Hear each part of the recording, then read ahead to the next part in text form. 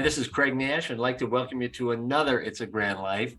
And we've got our guest from Joygage, Craig Fowler. And Craig, thank you so much for coming to It's a Grand Life. We're so glad to have you today. Thank you, Craig. Today, I thought we would talk about the distinction between dementia and Alzheimer's, because most of us in the lay community just kind of lump those all together.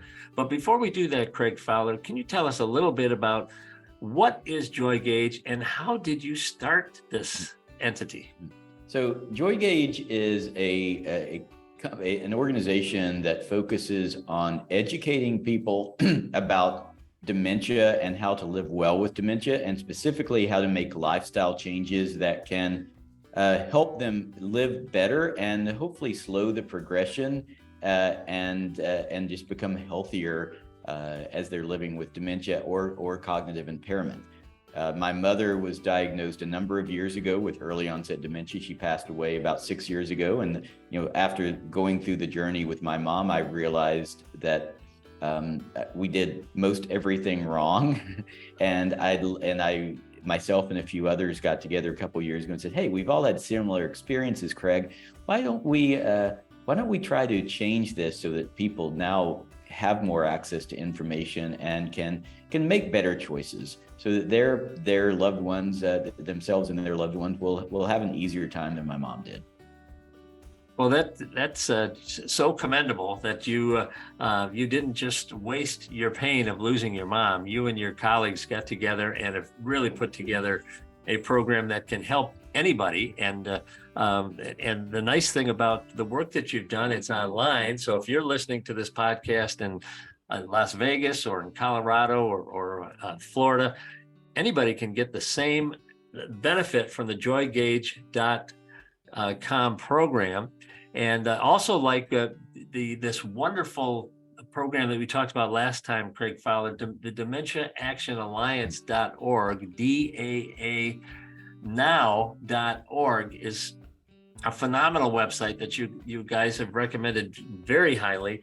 And we hope our listeners take advantage of that as well. Absolutely. And as I think I mentioned the last time, there's a wonderful manual available called Pathways to Wellbeing on the DAANow.org website. It's free of charge, that really helps someone who's newly diagnosed to find ways to live better daily and to make changes that hopefully will make them live longer and be happier. And it's great for both people who are living with dementia and for their care partners. Don't be afraid to get the diagnosis. Don't isolate. Don't staying at home alone isn't going to help it. You need to get the proper diagnosis so that you can get the tools in hand to live life to the fullest, even with a dementia diagnosis. But so is there anything that a person can do if they get dementia, or specifically an Alzheimer diagnosis, other than we recommended these websites and other things, and anything else you want to add to that? I mean, but it's getting moving. It's not sitting at home and, Well, absolutely. And at Joygage, our philosophy is that if you go on the website, I won't go into too much detail, but there are 6 areas, lifestyle areas, that we talk about, and we have an assessment someone can try that will kind of help them understand of those 6 elements where they can do, where they'll probably have the most benefit. But one example we talked about last time was sleep. Sleep is incredibly important. Exercise is also very important. There are lots of scientific studies that have shown strong positive correlations between improved sleep and regular physical activity and mental function, and slowing cognitive decline. So we know that if you can be, someone who's getting a good night's sleep is outside moving. And another area of strong correlation between stronger mental function is being with other people, being in social settings regularly. So our goal at Joygage is to have individuals make some life changes to, instead of doing what a lot of people like my mom did, which is stop going outside, stop being around other people, to do the opposite, because that's really what's the most protective for the brain and what will give you both improved, likely better cognitive function and just a much higher quality of life. So the importance of community, we can't overstate that enough. It's absolutely important. And those 6 lifestyle changes, as we were saying off the air, that perhaps they're not promoted enough because there's not a pharmaceutical component to them or a direct cost benefit or anything like that. It's just common sense. You need to be active. You need cognitive and physical activity. You need to exercise, right? Absolutely. And there's other things as far as specific elements of the diet that can be changed as well. And there's changes. There's also changes you can make to what you do in your leisure time to strengthen your brain. I would not encourage people to download brain games they see on their phone advertised for money. I don't think there's a lot of proof that those work. But learning to play an instrument or learning a new language or doing something that really is stimulating the brain, it has been shown by science to be protective against cognitive decline. So those are the kinds of things that we encourage people to consider doing when they have free time available. So if you have a new dementia diagnosis, but you always wanted to learn Spanish, you would say, go for it. Absolutely. I think we're in a world now where there's an infinite ability for us to do really interesting things that really truly challenge our brains and make our brains develop and grow. I mean, the brain can heal itself. A lot of people don't realize that.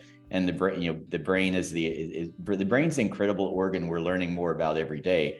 But we also have a lot of entertainment that I think is just pacifies us in the moment. And so I think when, I would say instead of watching the same reruns of a sitcom that you've seen over and over again, if you believe you have early stage cognitive impairment or early stage dementia, I would encourage people to instead try to replace that with something that you truly enjoy, that really makes you that really challenges your brain and helps it keep developing. Now, I have a 80-year-old brother-in-law who every day does a crossword puzzle, and maybe he does 2 or 3 of them a day. I don't, but crosswords are not my thing. I mean, I'm trying to memorize scripture. That's always been something that I've liked to do, and but something that challenges your mind. One of the things you talk about is keeping your brain working. Yes. And so crossword puzzles is a good example. What else could folks do to keep things stimulated? There are lots of, so we like to encourage people to try to take part in activities that involve more than one person. So if it's something online, if you can be in a forum or something where you're connecting with other people or playing a game where there's other people, that often can be great, but it can kill 2 birds with 1 stone. You're being social, you're lighting up all those areas of your brain that light up when you're communicating with the other person, looking them in the eyes, if it's a Zoom session, thinking about how they're going to react. So if you're able to do something that's a game or some kind of an activity, either in person or even online with other people, that's really great. That's wonderful. So I think, if you want to play cards with other people, join a poker group, that's go bowling, whatever it is that you can do, something that combines, mental, maybe a little bit of physical activity along with socialization is I think probably the best use of time.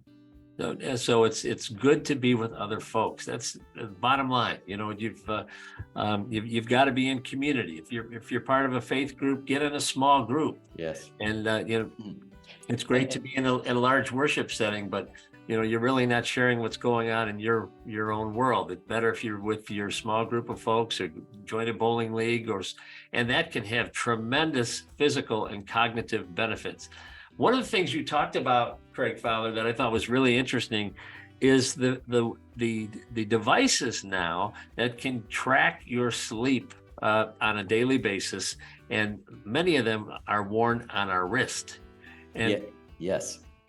And maybe you want to talk about that for a minute. Yes, I actually, we encourage everyone to use a device, whether it's an Apple Watch. I currently have a Fitbit Charge 5, which has really good sleep tracking. There's a number of other devices. Most of them aren't super expensive that will track both a number of factors of your health. First, tracking sleep. A number of the devices do a great job of tracking your sleep or REM sleep. Like I track every night my REM sleep, my deep sleep.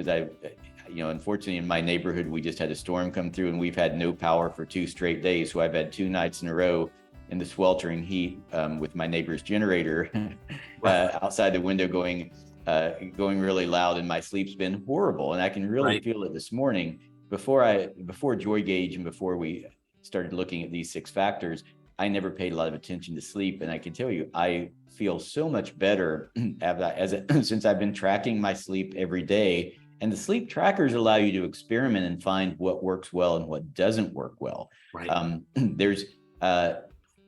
Unfortunately, if you look at most sleeping pills, they actually don't help you get deep sleep or help you get REM sleep. They're actually not very good for the type of sleep that actually helps your brain. So many people have spent years doing the wrong thing for sleep. Also, alcohol. I found that, I grew up in the time where having a scotch before bed was what everyone did. Right.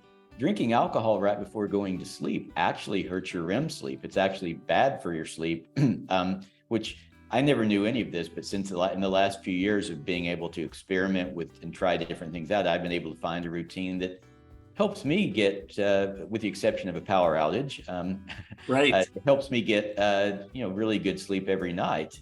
And that's, not only will it hopefully protect my brain, but it makes me feel a lot better during the day.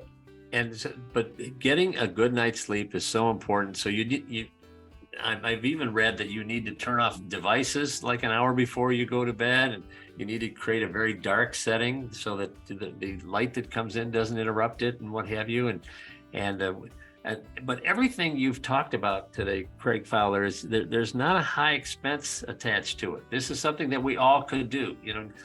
Get the physical activity going, start exercising, get good sleep, be social, and keep your brain working, and get a healthy diet. Those 6 things are just so vital, and you're not buying pills or anything else like that. And I didn't know that a lot of the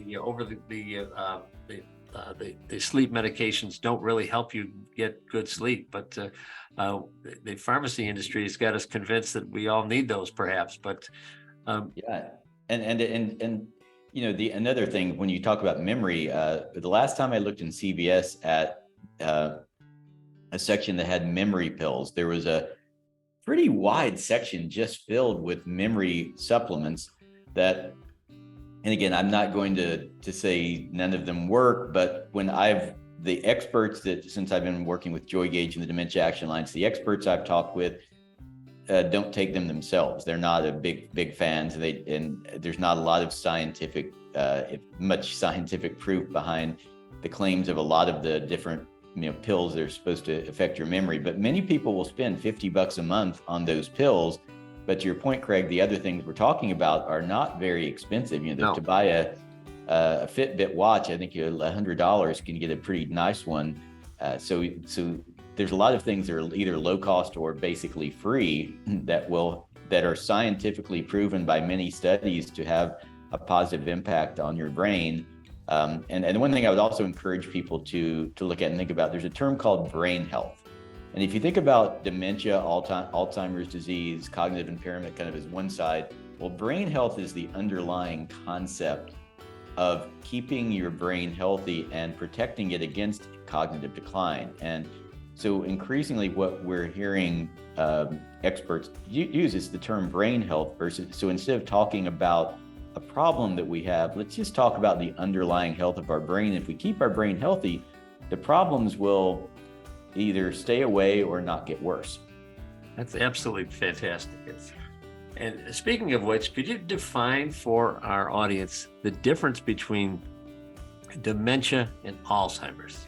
Yes. So Alzheimer's disease is a term that's widely used and sometimes used as a blanket, unfortunately, as a blanket term for dementia. But dementia is really the blanket term. It covers a number of different types of impairment of the brain. And there are a number of, we could have a whole session or two on there's some of the differences, but there's dementia with Lewy bodies, there's frontotemporal dementia, there's vascular dementia.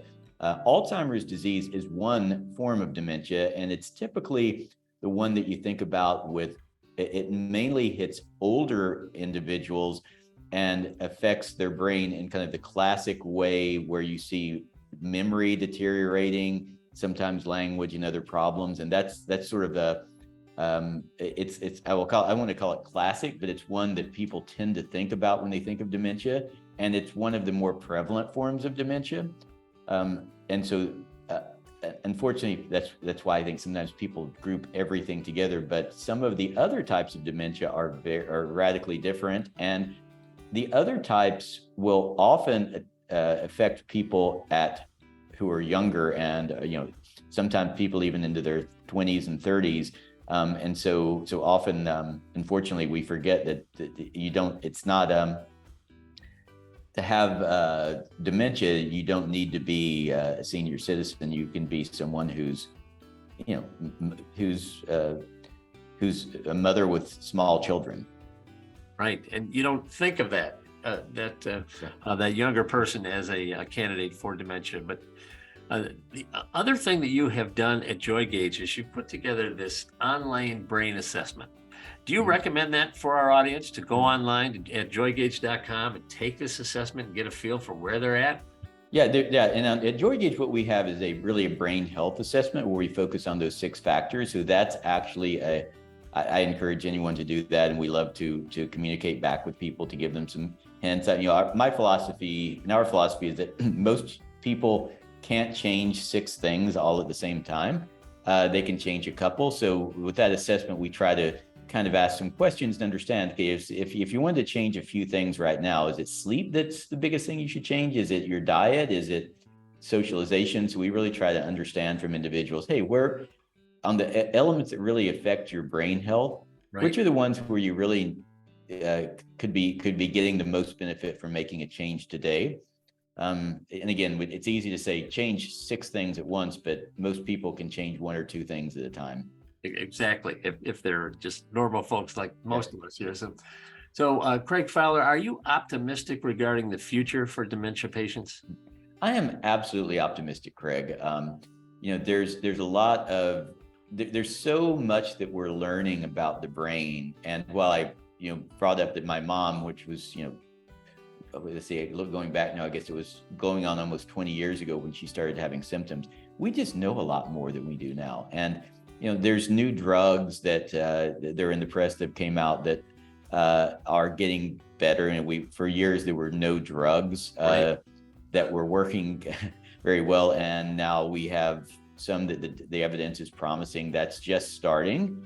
And but once I think that's a very big positive. And again, there's so many studies that are coming out every year about different lifestyle factors, sleep, other areas, that I believe we're hitting a point with brain health where individuals like myself who have a family history of dementia, when they're at a younger age, can start making changes and adjustments and reduce their risk factors considerably. And if they are, and also seek a diagnosis as soon as they see some kind of an issue and start taking more action. So that's a long way of me saying, I think this is a wonderful time of hope for families that have been touched by dementia and for people who have dementia and cognitive impairment. And I would just say to everyone in your audience, if you have concern about dementia because it's in your family, someone you think maybe has symptoms, go for it, hit it head on, and go for a diagnosis, see what you can do about it, because there are things you can do, but a lot of them really work well if you can if you start making the interventions when someone is at an early stage. They don't work as well when someone is already got damage to the brain and is already really starting downhill really fast. That's absolutely great stuff. Our guest today on It's a Grand Life is Craig Fowler, the founder and president of Joygage. And he has focused, he has had a burden to help Alzheimer's and dementia patients, get some early intervention to encourage them with some very practical steps that you can take to find out where are you right now. Maybe invest $100 and get a sleep tracker from Fitbit, but you don't have to reinvent the entire wheel, but you do have to start engaging with some friends to improve your socialization. But Craig Fowler, before we let you go, I want to ask you, what is the one thing you want to make sure our audience knows about Joygage and dementia before we wrap up our podcast today? So I would say the one thing I would like everyone to know is that taking action and being bold are the ways to live a great life. Ignoring, looking back, my mom had some early symptoms for a number of years. She was still working but we were scared. She was scared. So no one talked about it.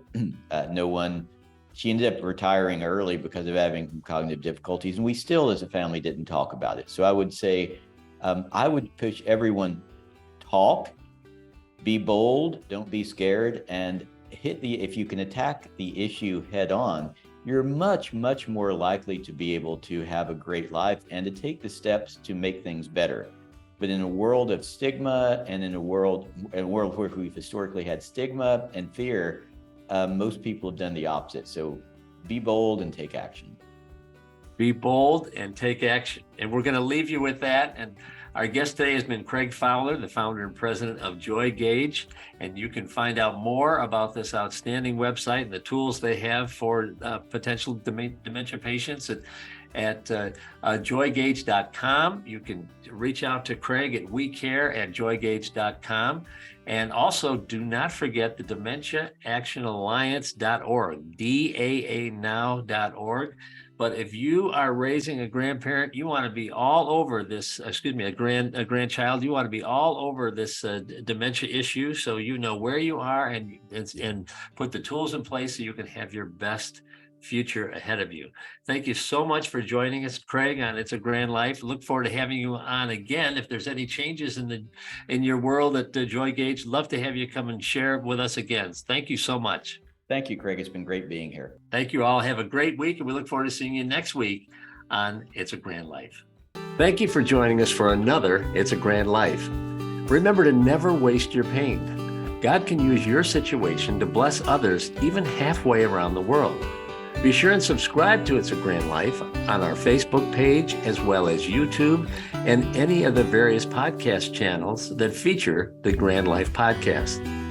When it comes to raising a grand family, remember the words of the Apostle Paul, who said in 1 Corinthians 13, "Love is patient, love is kind, it always protects, always trusts, always hopes, and always perseveres. Love never fails." In leading your grand family, it's going to take faith, hope, and a whole lot of love.